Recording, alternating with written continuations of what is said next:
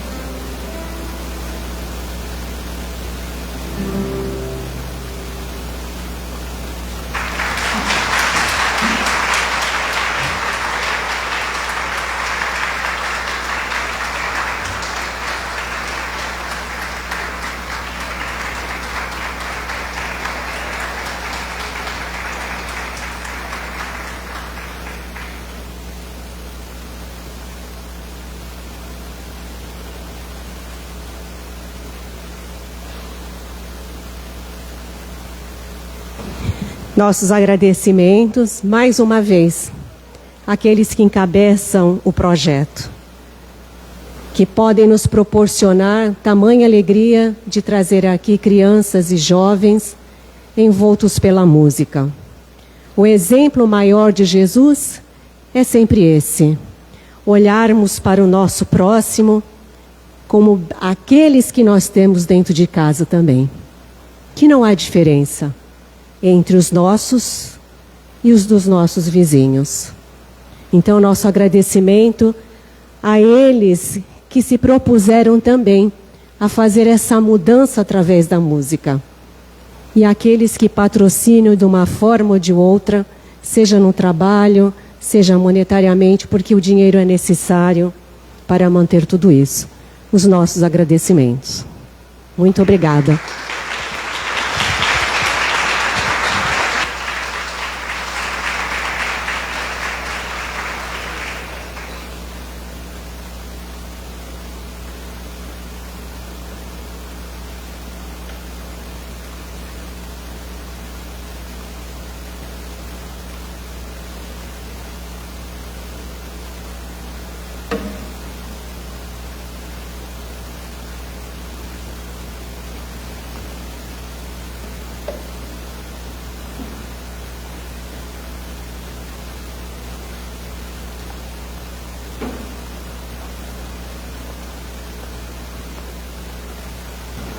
Então, agora vamos dar continuidade ao nosso trabalho. Primeiramente, agradecendo ao Mestre Jesus por nos reunirmos aqui essa noite, envoltos na música e no propósito de mudança maior para todos aqueles que nos rodeiam. Então, coloquemos em nosso coração e pensamento a divina imagem de nosso Senhor Jesus Cristo, nosso mestre por excelência. Sem ele, nada faremos. Mas é colocando em nosso coração que muitas vezes nós realizamos aquilo que nós temos como sonho, mas que pode se transformar em meta quando eu tenho a perseverança e quando eu trago comigo a fé em Jesus e na espiritualidade. Então vamos agora, nesse momento, nos recolhermos, colocando em nossa imagem aquela imagem de Jesus tão sereno, aquele nosso amigo de todas as horas. Pai nosso que estás nos céus, santificado, Pai, seja o teu santo e divino nome e venha a nós o teu reino de paz, de amor e de bondade. E seja feita a tua vontade, aqui na terra, como em todo espaço.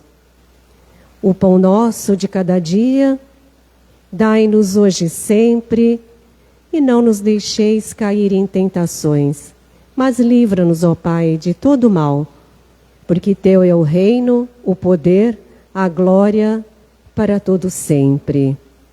E a cada dia que se inicia, ó Jesus, fortalecidos no teu amor, que possamos sempre estender as nossas mãos em forma de gratidão, em forma de fraternidade, colocando perdão em nossas ações diárias, como forma de reajuste às leis do Pai e aos nossos irmãos. Reconhecendo a Jesus a nossa pequenez diante de Ti e o quanto ainda necessitamos do Teu amor, do Teu amparo e do perdão de todos aqueles que magoamos ou ofendemos. Obrigada, Pai. Obrigada, Mestre Jesus. Pedimos a proteção da corrente espiritual desta casa, da corrente espiritual de proteção externa, da corrente espiritual desse trabalho e de todos os mentores que se fazem presentes. Que em nome de nosso Senhor Jesus Cristo, possamos sempre auxiliar os nossos irmãos que aqui vêm, encarnados ou desencarnados. Graças a Deus e graças a Jesus. Essa noite é uma noite de juventude. E agora vem uma jovem aqui também fazer a palestra da noite, a Cibele Ribeiro, que é de uma casa espírita lá do Guarujá, que ficou emocionadíssima com a apresentação que foi feita aqui. Então vamos, minha querida, para a palestra?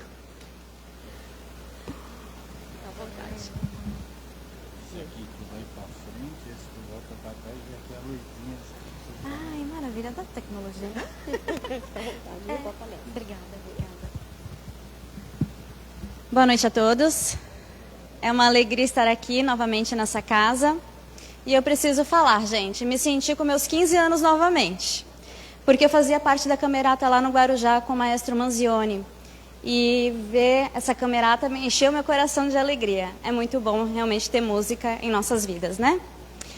E aí, vocês estão me vendo aqui com essa blusa, uma borboleta azul. E isso aqui é para identificar um grupo que eu também faço parte. E aí eu convido vocês a curtirem a nossa página, tanto no Instagram quanto no Facebook. O Grupo Borboleta Azul surgiu da necessidade de auxiliar no processo da reforma íntima. Porque nós entendemos que devemos fazer o processo de reforma íntima, mas a gente se perde no processo, né? Como é que começa a reforma íntima? Para onde que eu tenho que ir? O que eu tenho que fazer? Então, o Grupo Borboleta Azul começou um projeto que é a Minha Melhor Reencarnação, que agora não é mais projeto. Nós tivemos a nossa turma piloto o ano passado e agora nós temos a Minha Melhor Reencarnação, que é um curso de 9 meses. Nós nos reunimos um domingo por mês e aí vamos estudar sobre eu espírito, eu família e eu sociedade. E aí quem quiser maiores informações é só acessar o grupo Borboleta Azul no Instagram ou no Facebook, que lá vocês vão encontrar conteúdo e o que é esse processo de autocuidado. Fiz a propaganda, agora vamos para o tema da noite. O tema da noite é leis morais e um trem chamado egoísmo especificamente. Quem nunca viu falar de egoísmo? Quem é que tem egoísmo aí no íntimo? Todos nós, em algum aspecto. Quem está nesse planeta aqui, gente, com certeza tem egoísmo em algum grau, não adianta fugir. E por que nós devemos falar sobre egoísmo? Porque nós estamos aqui para aprender. Nós estamos aqui reencarnados para nos harmonizar. E aí nós vamos entender quais são os nossos processos de harmonização. E para falar de egoísmo, nós temos que conceituar algumas coisas. Egoísmo, nós logo lembramos da palavra ego, certo? E aí a gente acaba fazendo algumas confusões. Então vamos entender algumas coisas para iniciar nosso tema. Ego é a consciência, o eu de cada um. Ou seja, o que caracteriza a personalidade de cada indivíduo. Então, ego é ruim ou bom, gente? Nenhum e nem outro. Depende daquilo que nós somos. Ego é necessário para a manifestação de nós aqui nesse plano. Encarnamos, temos um ego. Estamos nesse planeta, temos um ego. Então todo mundo tem um ego e isso não significa que seja bom ou ruim. O que faz a diferença aí é o processo educativo de cada ser. E egoísmo é o amor exagerado aos próprios interesses a despeito do outro. Ou seja, eu em primeiro lugar, eu em segundo lugar, eu em terceiro lugar e o resto deixa pra lá, eu na frente. Eu sou mais importante. Eu quero isso, mas o outro também quer? Não, mas eu quero primeiro. É assim que funciona o egoísta. E o egocentrismo é o conjunto de atitudes ou comportamentos indicando que o indivíduo se refere essencialmente a si mesmo. Um egocêntrico é um egoísta. O egocêntrico acha que ele é o centro do universo. Tudo funciona a favor dele, em torno dele, para ele. É uma pessoa com uma autoestima lá em cima, gente, só que está no lado sombra. E aí nós vamos entrar na temática. Nós falamos de leis morais lá no começo, que o egoísmo está dentro das leis morais, mas as leis morais estão dentro da lei natural, que são as leis de Deus. E esse conteúdo aqui, gente, está dentro do livro dos Espíritos, na parte 3, no livro 3, capítulo 1, que fala de lei divina ou lei natural. A questão 614... Kardec pergunta assim aos espíritos: o que se deve entender por lei natural? A lei natural é a lei de Deus, a única verdadeiramente necessária felicidade do homem. Indica-lhe o que deve ou não deve fazer. E ele só é infeliz porque se afasta dela. Temos uma dica aqui. Alguém aí tem infelicidade? Sente uma tristezinha? Os espíritos nos dizem aqui que é porque a gente se afasta das leis de Deus.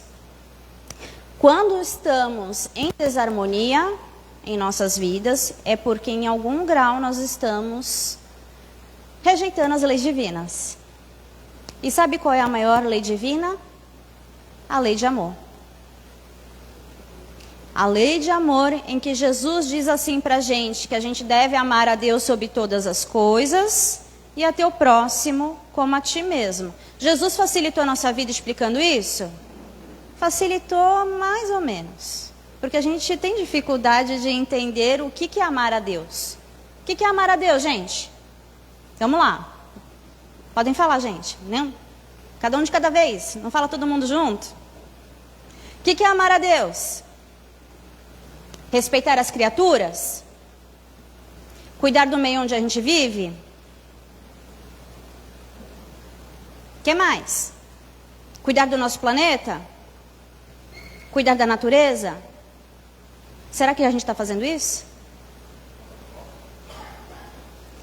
E aí vem a segunda parte do ensino de Jesus, que ele veio tentar facilitar para a gente. Ele disse assim, que a gente deveria amar ao próximo como a si mesmo. Vamos lá. Nós aceitamos a todos como são? Se a pessoa me maltrata, eu continuo amando ela? Se a pessoa fala umas besteiras para mim, o que eu quero fazer com ela? Letra A. Dou um beijinho? Letra B. Falo, tudo bem, eu te entendo? Letra C. Ô, meu irmão, eu sei que você não está num bom dia, vem cá. Ou letra D, xinga também. Letra E, chuta o pé. Ou, nem vou falar mais o resto, gente. Brincadeiras à parte, cada um está no seu movimento, cada um está no seu grau de aprendizado. Nós devemos respeitar. A questão é que às vezes a gente falha nesse processo. E Deus é tão bom que Ele nos coloca numa escola maravilhosa chamada família, para a gente já começar aprendendo ali. Com o pai, com a mãe, com os irmãos, com os tios, com as primas, os avós. E aí na família que a gente vai aprender essas coisas básicas do que é o amor. Porque amar é respeitar, amar é ter paciência, Amar é ser compassivo, é ser misericordioso, é ser indulgente. Gente, o indulgente é o melhor de todos. Indulgente é entender que o outro erra da mesma forma que eu erro. E eu acolho a pessoa porque ela ser em aprendizado como eu sou. Será que a gente já está sendo indulgente aí no nosso dia a dia? Eu vou contar um caos para vocês. Saindo da balsa foi um negócio de ser indulgente, porque recebi umas fechadas vindo aqui para o caminho. Eu falei, Senhor, é nesse momento que eu tenho que ter paciência, né? Abençoa esse irmão que está apressado, indo na minha frente, querendo cortar na minha frente. Já não xinguei, já é um pontinho para mim, né? E aí, na questão 615, Kardec pergunta, a lei de Deus é eterna? Sim, ela não muda. Quem é que muda, gente? Nós. E aí fica aquela coisa, se Deus tem as leis, onde estão essas leis? E os espíritos respondem que está na nossa consciência. Nós sabemos quando fazemos coisas boas e sabemos quando fazemos coisas ruins. Tanto é que quando fazemos coisas ruins não queremos mostrar para ninguém. Temos até vergonha de falar. Não é assim que funciona? E aí, vamos entrar no capítulo 12, perfeição moral. Na questão 916, essa parte da questão moral sobre o egoísmo, gente, vai do item 913 ao 917. São 5 questões aí, falando só sobre o egoísmo, dentro do livro dos Espíritos. Os Espíritos respondem a Kardec uma questão assim. Kardec questiona, por que a sociedade é desse jeito? Kardec, lá em 1860, pergunta por que a sociedade é egoísta daquele jeito que se apresenta. E os Espíritos respondem assim.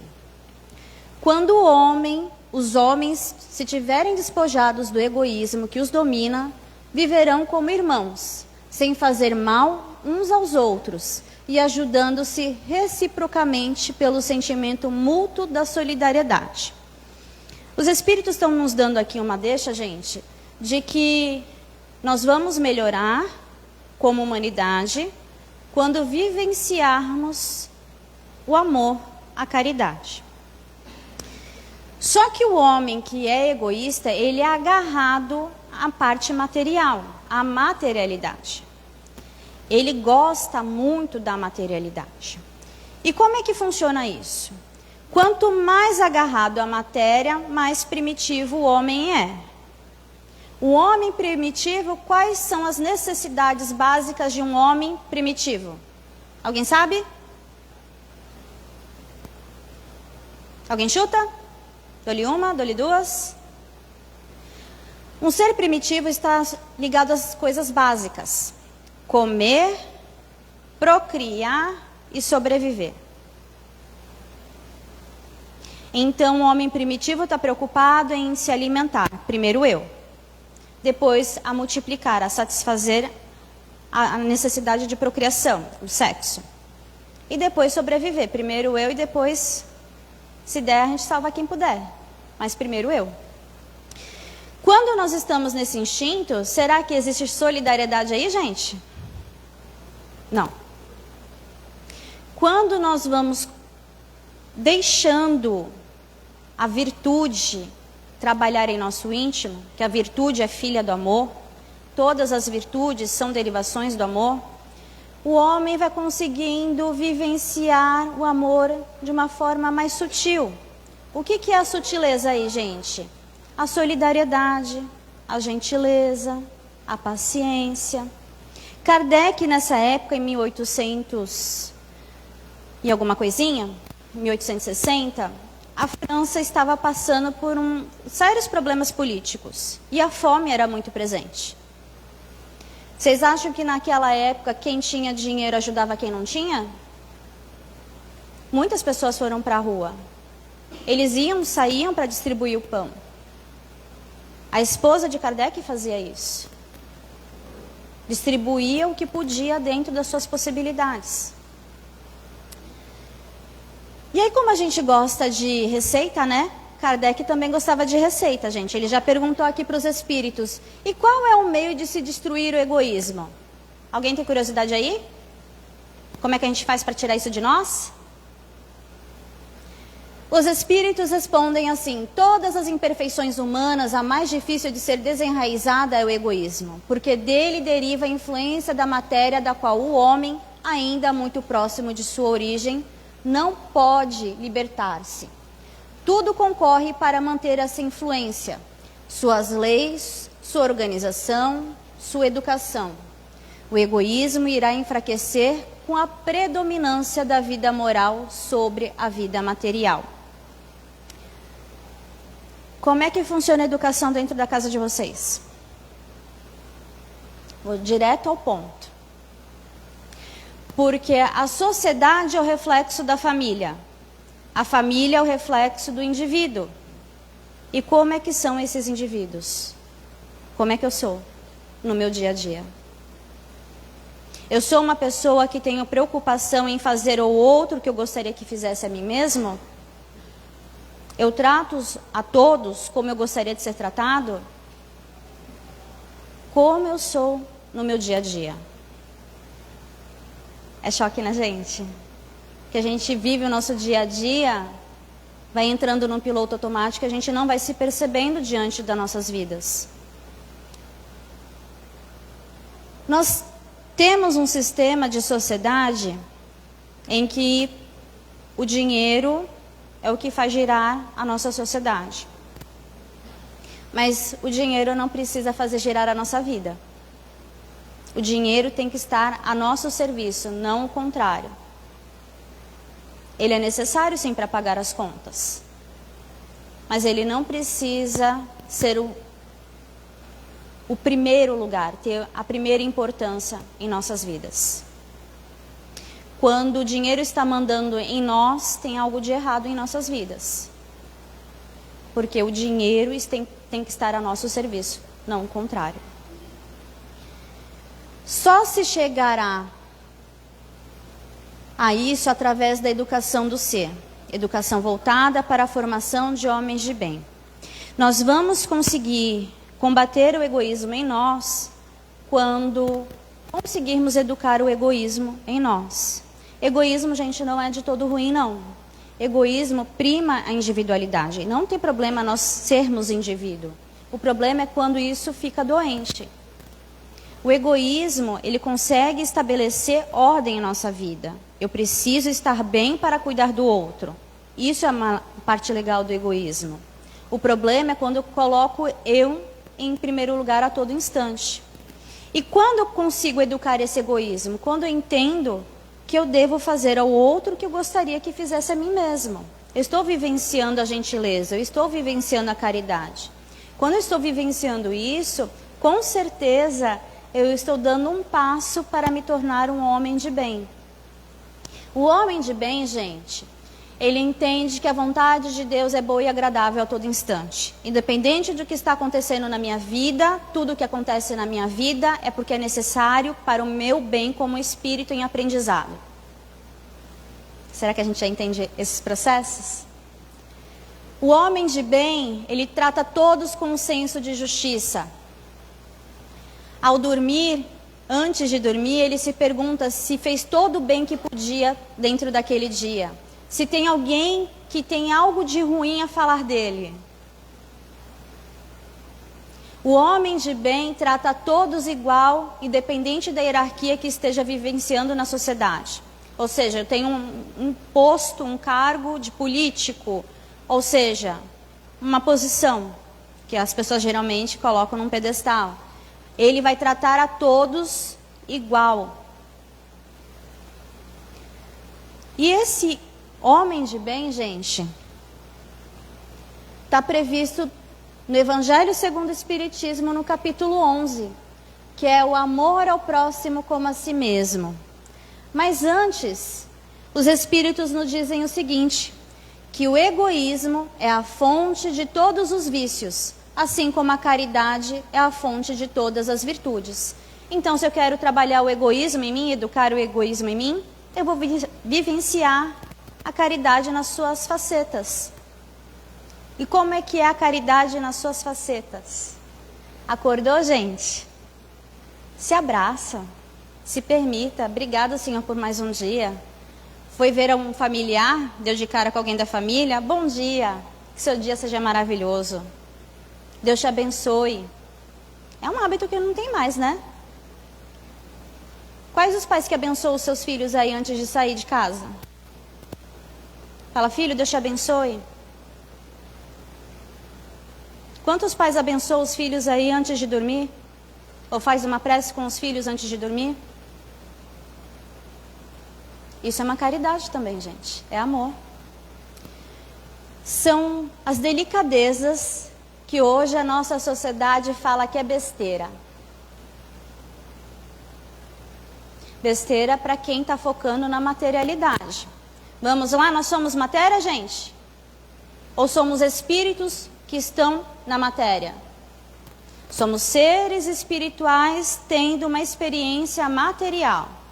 Essa matéria está a serviço desse espírito aqui que está em evolução e logo, logo ela vai cumprir o seu prazo aqui e nós vamos voltar a viver em espírito no plano espiritual. Então a matéria não é tudo. É só uma parte do nosso processo de aprendizado, que a gente deve cuidar, porque ela é o nosso instrumento de aprendizado. Nós devemos respeitar, porque nós estamos vivendo em algo precioso. Esse corpo é um presente precioso. E nós devemos amar esse presente precioso. Porque ele está nos proporcionando um aprendizado que a gente não vai ter no plano espiritual. E aí nós vamos ter aí, dentro desse capítulo 11, que Jesus está falando de amor, ele está falando da doença, que o amor vai curar. Qual é a doença, gente? O egoísmo. Os espíritos dizem que o egoísmo é o alvo para o qual todos os verdadeiros crentes devem apontar as suas armas, dirigir as suas forças, sua coragem. Digo coragem porque dela muito mais necessita cada um para vencer a si mesmo do que para vencer os outros. Que cada um, portanto, empregue todos os esforços a combatê-lo em si, certo de que esse monstro, devorador de todas as inteligências, esse filho do orgulho, é causador de todas as misérias do mundo terreno. É a negação da caridade e, por conseguinte, o maior obstáculo à felicidade dos homens. Se quisermos viver uma felicidade plena, nós precisamos educar este ser aqui. E esse ser vai ser educado quando eu vivenciar a lei de amor. Será que nós já estamos preparados para vivenciar a lei de amor?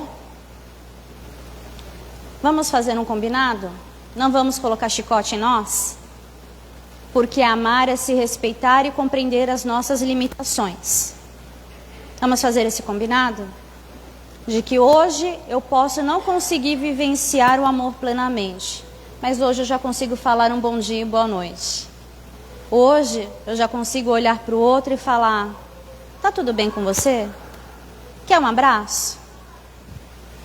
Quer coisa mais fácil que isso, gente? Se dá. Você está precisando conversar? Está precisando desabafar? Vem cá que eu vou te ouvir. Deixa a pessoa desabafar. E só ouve. Vai ter um instinto querendo dar um sermão para a pessoa. Falar, não, se eu fosse você fazer assim, não é para falar nada, é só para ouvir.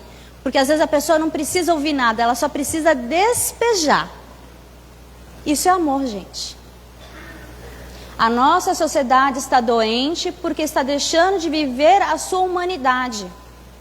E a humanidade, ser humano, é sentir tristeza, é sentir raiva, é ficar frustrado, é sentir alegria, é ter compaixão e misericórdia. Mas também, gente, é ter ansiedade. Às vezes a gente fica ansioso e a gente acaba se perdendo no processo. Mas se tiver alguém ao meu lado que percebe também esses processos, e me dá um acolhimento, tudo muda. É da humanidade acolher. Nenhum dos animais que vivem na Terra acolhem como os humanos fazem. Os mais próximos, eu acho que são os gatos, os cachorros, os macacos, que eles percebem a dor e vai lá e fica do ladinho.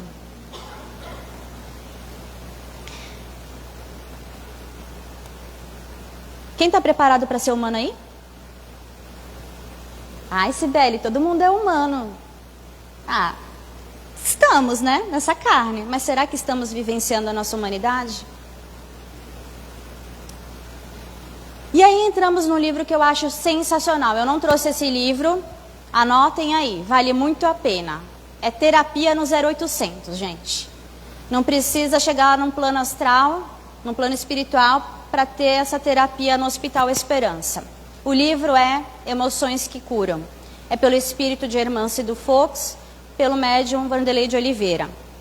O Emoções que Curam, gente, fala de terapêuticas que acontecem no plano espiritual, de espíritas, que chegam doentes no plano espiritual. E chegam no Hospital Esperança precisando ser cuidados. E no Hospital Esperança acontecem várias terapêuticas que são narradas no livro. Vale muito a pena ler, gente. Quando tiver oportunidade, eu trago um trechinho do livro para a gente debater. Quem faz o prefácio e a introdução deste livro, gente, é ninguém mais do que o Dr. Bezerra de Menezes. E ele começa a introdução desse livro com esse seguinte trecho. E chamando seus 12 discípulos, deu-lhes poder sobre os espíritos imundos para os expulsarem, e para curarem toda enfermidade e todo mal. Curai os enfermos e limpai os leprosos, ressuscitai os mortos, expulsai os demônios, de graça recebestes, de graça dai. Isso está em Mateus capítulo 10, versículo 1 e 8. Nesse capítulo, gente, eu vou ter que correr. Já está quase 30 minutos ali, vou ter que dar uma corrida no tema, tá? Mateus, ele narra um trecho em que Jesus já ensinou os apóstolos. Olha, já ensinei as leis, já ensinei a curar, agora vai lá e faz. Quando Jesus diz isso para eles, curai os enfermos, limpai os leprosos, ressuscitai os mortos, expulsai os demônios, ele está falando para eles fazerem neles mesmos antes. O processo de cura não está para o outro, está para mim. Quando eu consigo fazer o meu processo de aprendizado, tudo muda em minha volta, gente. Eu consigo ser mais tolerante, eu consigo ser mais paciente, eu consigo ser mais amoroso. A minha vibração muda. E quando a minha vibração muda, tem o poder de mudar a vibração do ambiente que eu estou. É fácil, gente. Quando a pessoa é irritada, a pessoa mal-humorada, gostou de estar do lado dela? Sejam sinceros, sim ou não? Mas é gostoso estar do lado de uma pessoa que é risonha, alegre, não é? Na vida não é diferente, gente. Nós temos os exemplos aí.